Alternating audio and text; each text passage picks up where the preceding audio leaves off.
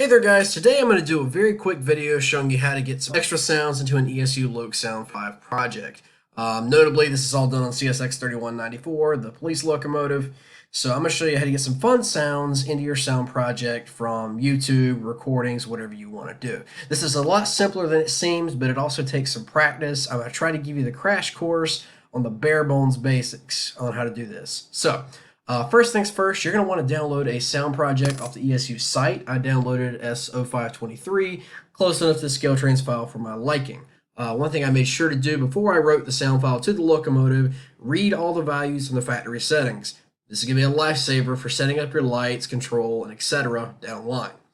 Now, per the sounds. So what we're doing, I know this will pick up my external mic. I don't believe it's going to pick up the PC audio, but we're going to put a little bit of radio chatter on here from Need for Speed Most Wanted. The original, not that terrible remake. So what I've got here is a little bit of cop audio where they talk about the suspect being a silver BMW, i.e. the M3 GTR. Suspect is in a silver BMW.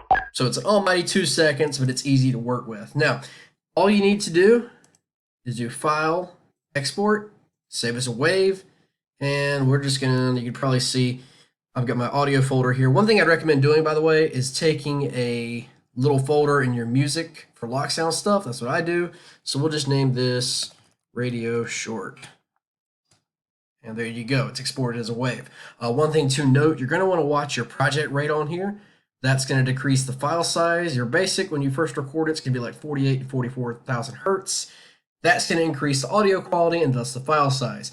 These Loksound decoders do not have a ton of space to work with. I mean, this one's got 2 megabytes, which is not a ton with audio, but it'll get the job done. Now, I'm gonna show you how to get it on here. So there are 2 ways to doing it. You can use a little Explorer here. I like to do this, especially if I've got a lot of files to add.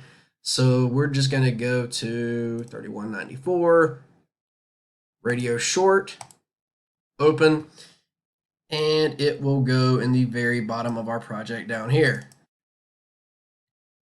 And it works good. One thing I'd like to mention before you write it, I've learned this the hard way, increase your volume on here. Of the Loksound 5s, you can go up to 200%.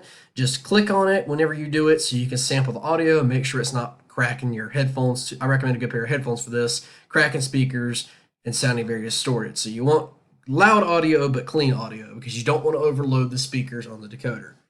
So our sound's in here.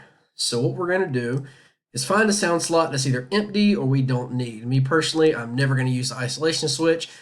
So we're going to kiss this thing goodbye. Good news is this is also going to free up some space in the decoder. All right, so now that we're in these sound tables, all you do is highlight your file, drop her on in there, and that's going to basically get it in the sound slot. And then we'll take the transition, drag it to, and then back to mute. One thing I'd like to point out, when you do it this way, I've not figured out how to get it to stop. So once you press your function button, it's going to trigger, and you'll want to press it again to turn it off. So that's just something you know. But if you want quick and easy sounds, this is the dirty, quick way to do it. So we're going to go to sound slot 21, go back to our decoder settings, and basically you just map it wherever you want. So let's just say we want to put it on, let's go function 14.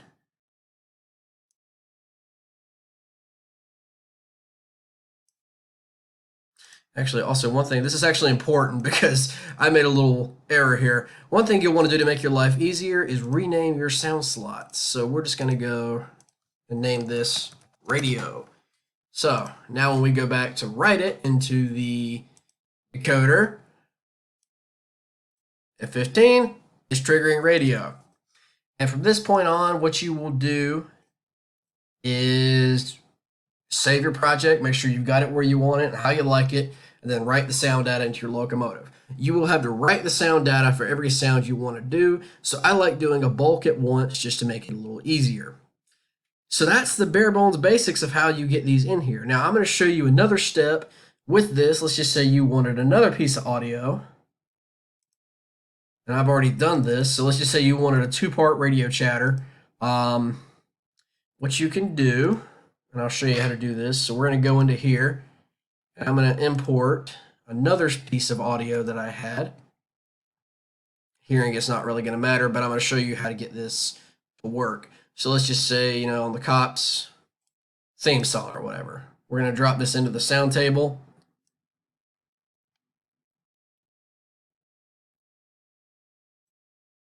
And drop it there.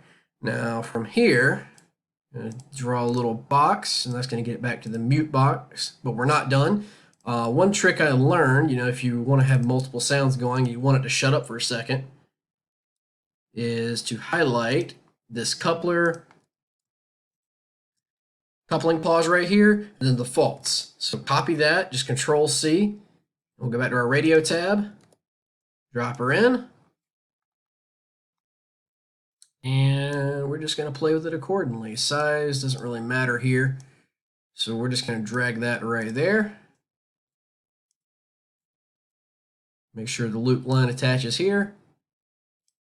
Transition. And bada bing, bada boom, a very quick and dirty way to get 2 sound files under one slot. So you press it the first time, you'll get the short burst of radio chatter. It'll pause for a second, press it again, you'll get your secondary audio. And this is just one way I've learned. I'm still learning myself, but this is a very quick and easy way to add some sound files. I'm going to cover horns because that's a whole different section of audio.